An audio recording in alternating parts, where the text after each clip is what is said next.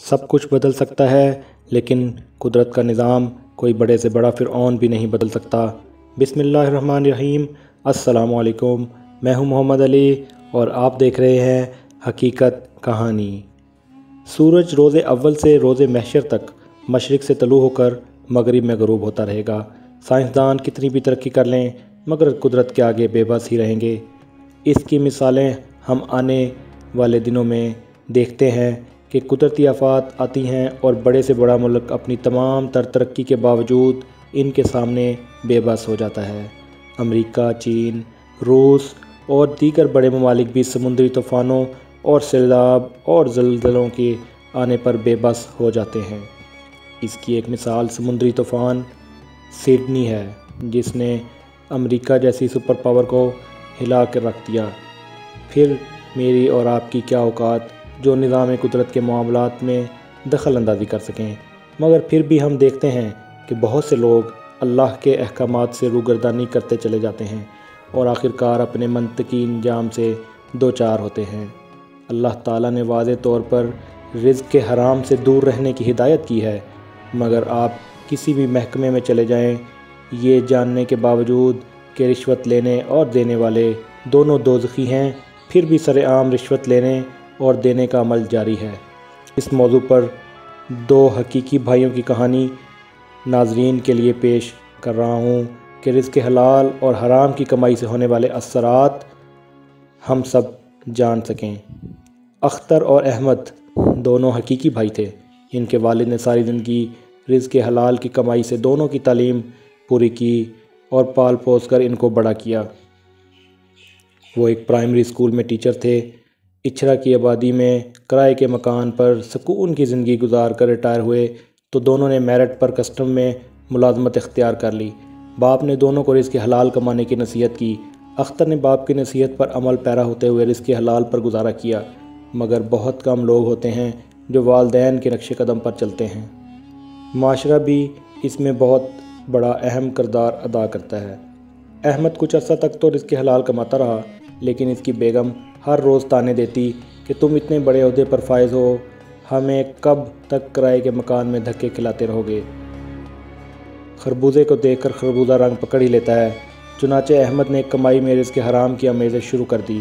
हमारे मुल्क में अफसरान बाला भी ऐसे लोगों को पसंद करते हैं जो ख़ुद भी कमाए और अफसरान को भी खिलाए। अख्तर जैसे लोगों को पागल और बेवकूफ़ कहते हैं। अख्तर ने बड़े मुश्किल हालात में मुलाजमत के 25 साल गुजारे, जगह जगह तबादले होते रहे। इसको रिज़्क़ हलाल कमाने की दुनियावी सज़ाएँ दी गईं और फिर किसी दोस्त ने मशवरा दिया कि तुम इस माशरे के पुर्ज़े नहीं बन सकते तो ख़ुद को अलहदा कर लो। तुम पूरे माशरे को नहीं बदल सकते तो रिटायरमेंट लेकर कोई छोटा मोटा कारोबार कर लो। ये मशवरा माकूल लगा तो अख्तर ने अज़ ख़ुद रिटायरमेंट ले ली। बाज़ लोगों ने इसे बेवकूफ़ कहा कि कस्टम की नौकरी छोड़ी है, यहाँ पर मुलाज़म होने के लिए लोग लाखों रुपए की रिश्वत देते हैं। लेकिन कुदरत ने अख्तर को सब्र और इस्तकामत का सिला दिया। इसने अपना छोटा सा कारोबार शुरू किया। इसके इखलाक और मुनासिब रेट की बदौलत बहुत जल्द कारोबार तरक्की और तरक्की करता चला गया। वो इछरा से लिबर्टी तक पहुंच गया, लेकिन लिबर्टी मार्केट जहां हर शय दोगुना नफ़ा में फ़रोख्त होती, अख्तर ने अपना असूल ना बदला और वो मुनासिब रेट पर अपनी अशिया फ़रोख्त करता रहा। इछरा में रहते हुए भी वो गरीबों को हर माह मुफ्त राशन खुद देकर खामोशी से लौट आता और लिबर्टी में आने के बाद भी उसका ये तर्ज़ अमल जारी रहा। अख्तर ने अपनी बेटी को आला तालीम दिलवाई। उसकी शादी एक मिडिल क्लास घराने में कर दी। वो आज पुरसकून और खुशहाल ज़िंदगी गुजार रही है। अख्तर ने इतनी बड़ी मार्केट में वसी कारोबार का मालिक होने के बावजूद इछरा के किराए के घर में सादा ज़िंदगी गुजारने को तरजीह दी। दोस्तों ने मशवरा दिया कि अपना मकान तो बना लो, मगर इसका मौक़िफ़ यही रहा कि इस आर्ज़ी ज़िंदगी में पुख्ता मकान बनाने की क्या ज़रूरत है, मौत तो हर वक्त पीछे लगी रहती है। जब मिट्टी के मकान यानी कब्र में रोज़े महशर तक रहना है तो फिर आर्ज़ी ज़िंदगी के लिए मकान बनाकर क्या करना। जिस कदर रकम मैं मकान बनाने पर ख़र्च करूँगा वो खुदा की मखलूक के काम आ जाए तो मेरे जैसे गुनाहगार के लिए अज़ाब कम हो जाएगा। इधर अख्तर का भाई अहमद दिन रात लूट मार का बाज़ार गर्म रखता। इसने डिफेंस में आलीशान बंगला ख़रीद लिया, कई गाड़ियाँ थीं, रात को क्लब जाना, बड़े बड़े अफसरान से ताल्लुक़ बनाना इसका मामूल था।